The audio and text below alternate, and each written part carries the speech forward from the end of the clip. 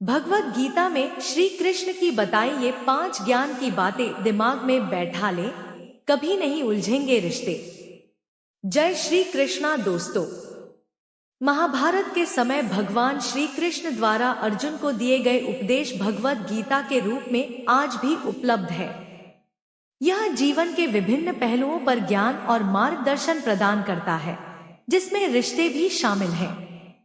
ऐसे में संबंधों को सुधारने के लिए इसके यहाँ बताए गए उपदेश आपके बहुत काम आ सकते हैं।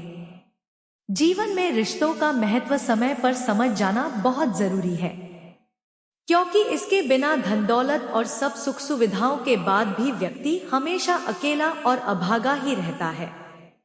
अक्सर व्यक्ति उन लोगों की कद्र करना भूल जाता है जो लोग उसे रिश्तों के रूप में मुफ्त में मिल जाते हैं, जिसका परिणाम जीवन के आखिरी पलों में दिखता है, जब व्यक्ति इस पर आंसू बहाने के अलावा कुछ नहीं कर पाता है।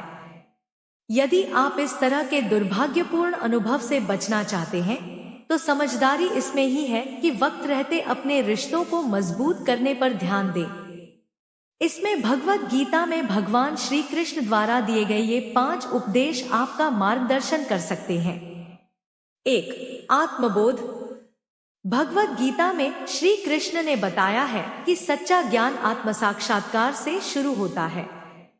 इसलिए जरूरी है कि हर व्यक्ति सबसे पहले खुद को गहरे स्तर पर समझे, क्योंकि किसी के साथ व्यक्ति एक स्वस्थ संबंध तभी बना सकता है जब वह खुद की इच्छाओं, भय, शक्तियों और कमजोरियों की समझता हो।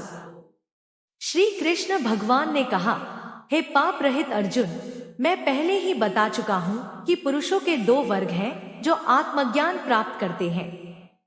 कुछ लोग उसे अनुभवजन्य दार्शनिक अटकलों के माध्यम से समझने के इच्छुक हैं और अन्य लोग उसे भक्तिपूर्ण कार्य के माध्यम से जानने के इच्छुक हैं।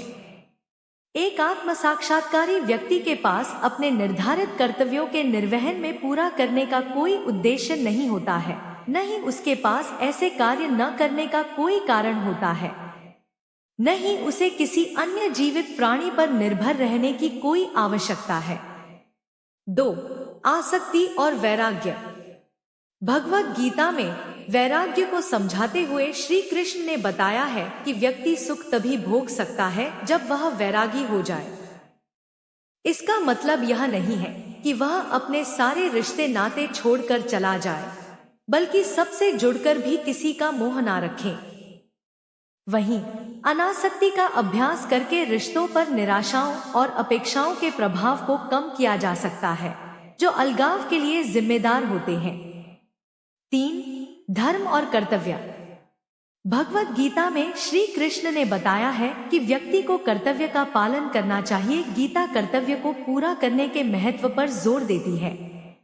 रिश्तों के विषय में इसका मतलब माता पिता, भाई बहन, दोस्त जैसे विभिन्न भूमिकाओं में अपनी जिम्मेदारी को समझना और उन्हें पूरा करना है। जब व्यक्ति अपने धर्म के अनुसार कार्य करता है, तभी वह अपने रिश्तों में सकारात्मक योगदान देने में सफल होता है और तालमेल बनाए रख पाता है। 4. कर्मयोग। भगवत गीता में श्री कृष्ण ने कर्मयोग को सबसे महत्वपूर्ण बताया है। इसके अनुसार व्यक्ति को फल की चिंता किए बिना निस्वार्थ भाव से अपने कर्तव्यों का पालन करना चाहिए।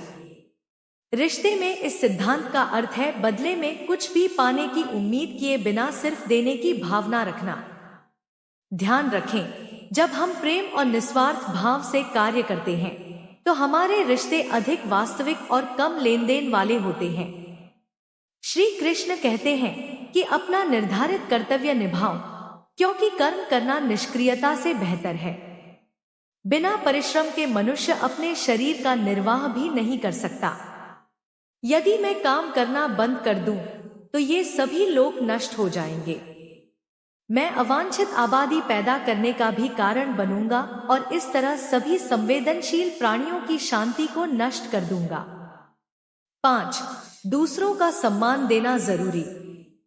गीता में भगवान श्री कृष्ण बताते हैं कि जिस प्रकार आप अपने लिए दूसरों से सम्मान के अपेक्षा रखते हैं, ठीक उसी प्रकार आपको भी सभी पशु पक्षी समेत का सम्मान करना चाहिए। इसमें छोटे बड़े का भेद नहीं करना चाहिए। यह समझ ही रिश्तों में सहानुभूति, करुणा और सहनशीलता को जन्म देती है, जो इसे मजबूत रखने के लिए जरूरी है।